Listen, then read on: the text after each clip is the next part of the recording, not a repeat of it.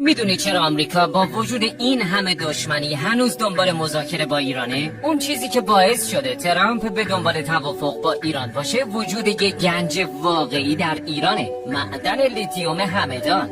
اخیراً توی همدان یه معدن لیتیوم با ذخیره 85 میلیون تن کشف شده. یعنی فقط همین یه معدن میتونه آینده انرژی و تکنولوژی دنیا رو عوض کنه. ترامپ قبلا هم با چین سر منابع لیتیوم اوکراین رقابت کرده و برنده شده، در حالی که کل ذخایر لیتیوم اوکراین فقط 500,000 تنه. حالا چشمش به لیتیوم ایران افتاده. هر کی برنده این رقابت بشه عملاً آینده اقتصادی و صنعتی دنیا رو به دست میگیره. این منبع به قدری ارزش داره که میتونی باهاش کل کشور قطر رو بخری. حالا میفهمی چرا آمریکا دنبال توافقه؟ ایران ثروتمندترین کشور دنیاست، اما متاسفانه تنها کشوریه که زیرش پر از گنج ولی روش پر از رنج. برای دیدن اخبار روز دنیا همین الان ما رو دنبال کنید.